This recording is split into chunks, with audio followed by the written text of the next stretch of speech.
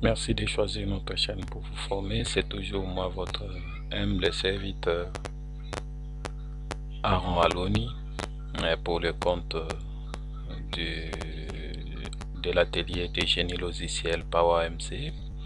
Et nous avons dit dès le début que nous allons suivre cette architecture, donc la création d'un organigramme suivi de la création d'un graphe de flux, suivi de la création d'un modèle conceptuel de communication. À partir du modèle conceptuel de communication, nous allons créer les modèles conceptuels de traitement qu'on a expliqué comment créer.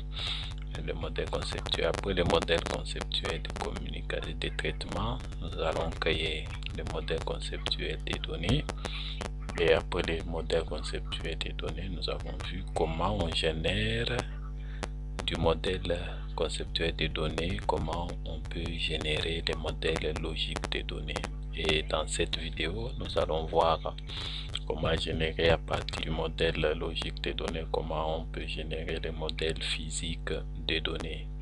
Donc nous avons notre modèle logique des données qui est là. Ça nous permet d'avoir, et lorsque vous appuyez sur F6, ça vous permet de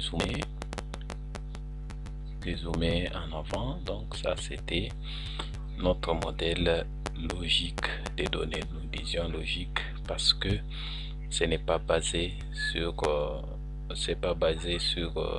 les matériels ou les logiciels pour implémenter ces modèles. Donc on essaie de voir comment la structure de données, donc les données seront conservées sans pour autant se baser de comment sera les matériels, comment sera les données.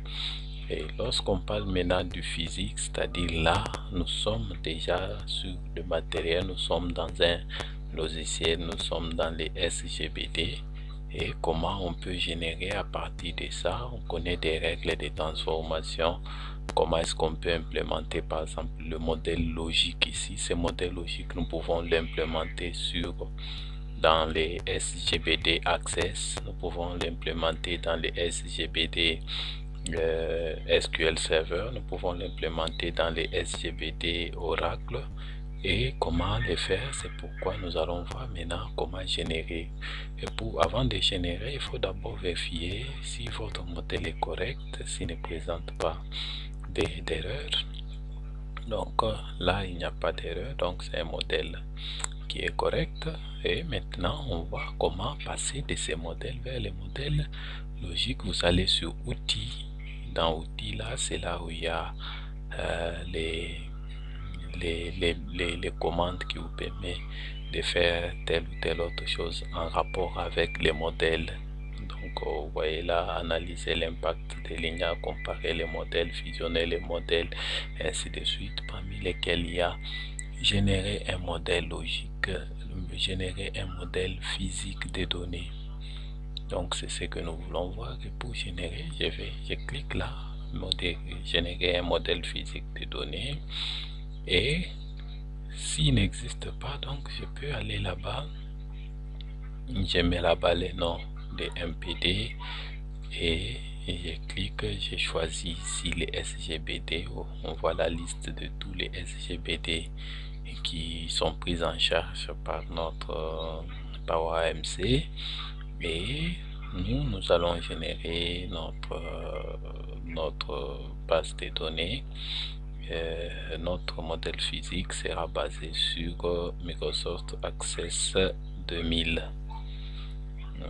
C'est comme ça qu'on avait déjà créé ces modèles lors on faisait c'est Microsoft Access. Donc on va juste mettre à jour les modèles physiques des données. Donc on va mettre le modèle physique des données qui est là, les mettre à jour, donc en générant, mais qui va prendre les annotations telles que Microsoft Access, c'est un SGBD, les fait. Donc et là on applique et on dit OK. Et là nous voyons que nous avons notre MPD ici. On peut que faire d'abord, ici il y a des références, ici il y a des diagrammes, des symboles, il y a les tables. Demander parce qu'il y a vous voyez là, c'est parce qu'il y a des clés étrangères. Donc, comme ça généré, nous allons juste le voir. Et on fait ça. On a notre modèle physique des données. Voilà notre modèle physique des données tel que généré dans notre... Et ce qui va rester maintenant, c'est que il faut vérifier. Vous avez les rôles.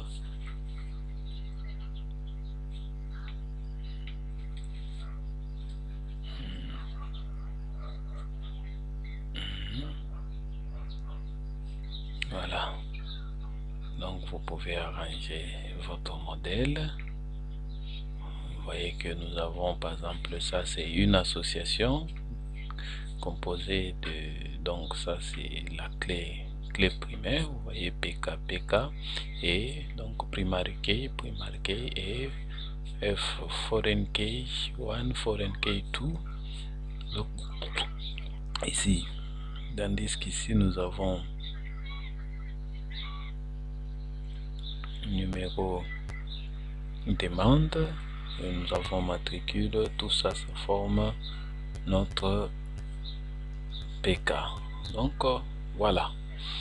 Après ça, dès que nous avons notre modèle physique des données basé sur la notation, ça c'est basé sur la notation Access tel qu'on peut le voir là. On peut changer SGBD à ce niveau, on peut changer, on génère.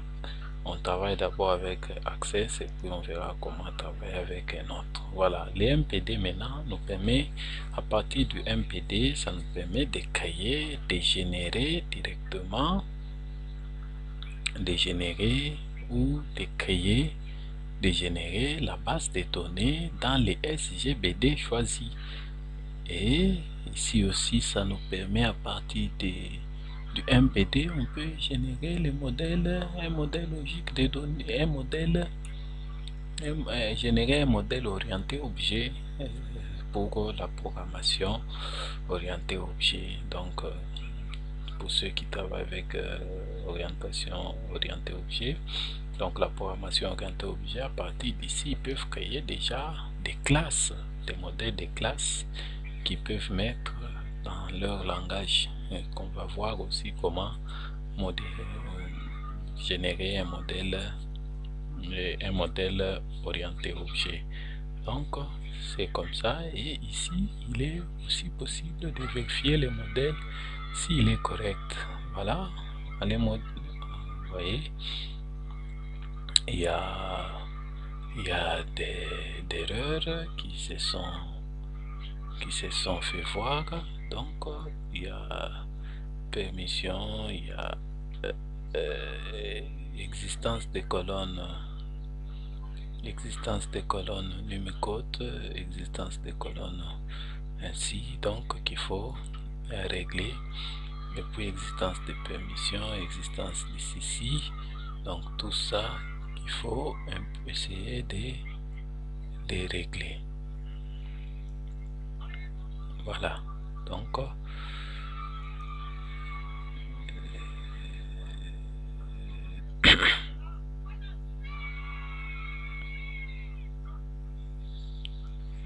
voilà, donc ça c'est ce qu'on va essayer de régler dans notre modèle physique des données. Ce sont des erreurs bien sûr qui viennent de la génération.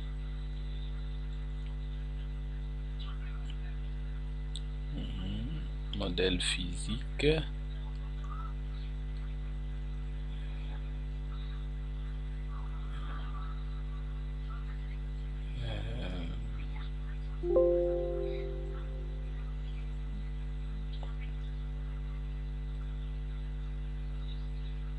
Voilà. Voilà, donc sur ça ce qu'on peut retenir.